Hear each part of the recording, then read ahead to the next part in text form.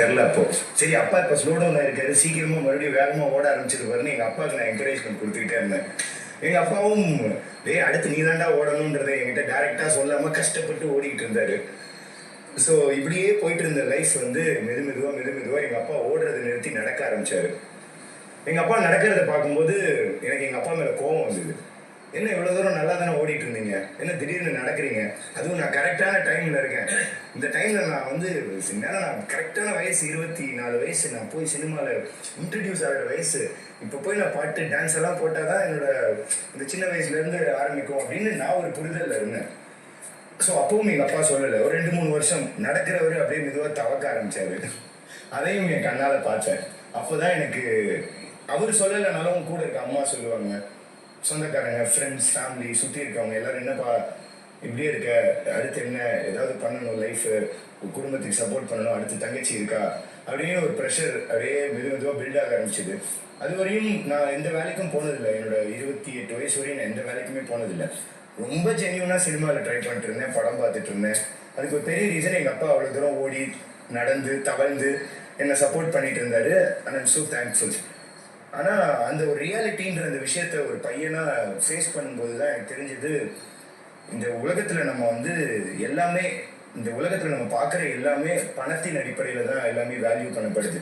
இதை யாரும் ஒத்துக்கலைனாலும் இதுதான் உண்மை. பணம்ன்றது தான் ஒருத்தனுடைய அடையாளம். அவன் போட்டிருக்க ட்ரெஸ்ஸில் இருந்து அவன் போட்டிருக்க ஷூஸு, அவன் என்ன மாதிரியான வண்டி வச்சுருக்கான், அவன் அறிவே அவன் பணத்தை வச்சு தான் டிசைட். பணம் இல்லாத ஒருத்தன் எவ்வளோ நல்லா பேசினாலும் அது எடுபடாது. பணம் இருக்க ஒருத்தன் வந்து சாதாரணமாக ஒரு விஷயம் சொன்னாலும் அதை அக்செப்ட் பண்ணிக்கிற இடத்துக்கு நம்மளே வந்துடுவோம். இதுதான் ப்ராக்டிக்கல் ரியாலிட்டி. அந்த ரியாலிட்டியை நான் ஃபேஸ் பண்ணிட்டு இருக்கும்போது தான் லைஃப் மேலே ஒரு பெரிய விரக்தி வர ஆரம்பிச்சிது. அதான் சொன்னேன்ல, நடக்கும்போதே எங்கள் அப்பா வந்து அந்த இடத்துல புரிஞ்சிக்காம ஏன்ப்பா நடக்க ஆரம்பிச்சிட்டிங்கன்னு திட்டின பையன் தான். ஸோ அந்த ரியாலிட்டியை ஃபேஸ் பண்ணும்போது முதல்ல உடஞ்சது என் கான்ஃபிடென்ஸ். அடுத்தது உடஞ்சது என்னோட ட்ரீம். அவ்வளோதான், இனிமேல் நம்ம நினச்சதும் கிடைக்கல, இனிமேல் இதை விட்டுட்டு போனாலும் நமக்கு வேறு எதுவும் தெரியாது அப்படிங்கிறப்ப ஒரு நடு கடலில் நிற்கிற மாதிரியான ஒரு சுச்சுவேஷன் வந்தது. பெருசாக ஃபேமிலியோடையும் ஒரு பெரிய பாண்டிங் க்ரியேட் ஆக்க முடியல. ஏன்னா என்னாலையும் எதுவும் பண்ண முடியல, அவங்களாலையும் எனக்கு உதவி பண்ண முடியல.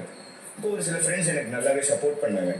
ஒரு கட்டத்தில் அவ்வளோதான் நம்ம லைஃப் முடிஞ்சது. ரொம்ப ஒரு குழந்தை, ஒரு பையன் பிறக்கிறான், ஒரு பையனோ பொண்ணு அவங்க குழந்தை பிறக்குது. ஒரு குறிப்பிட்ட வயசு வரையும் அந்த குழந்தைக்கு எல்லா பாசமும் கொடுத்து அந்த குழந்தைக்கு கஷ்டமே தெரியாமல் அப்படியே எல்லா விதமான என்கரேஜ்மெண்ட்டையும் கொடுத்து அவங்க ஃபேமிலி வளர்ப்பாங்க. அவங்க நினைப்பா நமக்கு எந்த பிரச்சனையுமே இல்லை, நம்ம வந்து ரொம்ப பாண்ட் வித் சில்வர் ஸ்பூன். ஆனால் உண்மை என்னன்னா, அடுத்தது நீ ஓடணும், அதுக்கு நீ தயாராகணுன்றது தான் அதோட உள்ள சொல்லக்கூடிய அந்த ஒரு விஷயம்.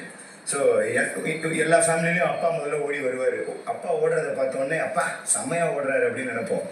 ஓடி வந்து அடுத்த அம்மா கிட்ட வரும். அங்கேருந்து ஒவ்வொருத்தரும் வந்து கடைசியில் அந்த பையன் கிட்ட வரும் இல்லையா, அந்த இடத்துல அந்த பையன் எடுத்து ஓடணும் அப்படிங்கிற மாதிரியான சுச்சுவேஷன் எல்லா மிடில் கிளாஸ் லைஃப்பில் இருக்க குழந்தைங்களுக்கும் வரும்.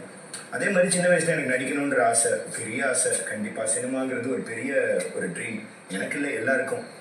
அப்படிங்கிறப்ப அதுக்கான ஒரு ஃபேமிலி பேக்ரவுண்ட், இந்த மாதிரியான விஷயங்கள் அப்படின்னு பார்க்குறப்ப நான் ஒரு மிடில் கிளாஸ் பையன். ஸோ 2013 காலேஜ் முடித்தேன். அதுக்கப்புறம் ஒரு 4 வருஷம் நான் வந்து நிறைய ஷார்ட் ஃபிலிம்ஸ் பண்ணேன். விஸ்காம் படித்தேன். நான் நிறைய ஷார்ட் ஃபிலிம்ஸ் பண்ணேன். ஒரு 100 ஷார்ட் ஃபிலிம் கிட்ட பண்ணியிருப்பேன். ஷார்ட் ஃபிலிம் இண்டஸ்ட்ரியில் பண்ணிட்டு இருக்க அந்த டைமில் என்ன எல்லாருக்கும் ஓரளவுக்கு தெரிஞ்சிருந்தது.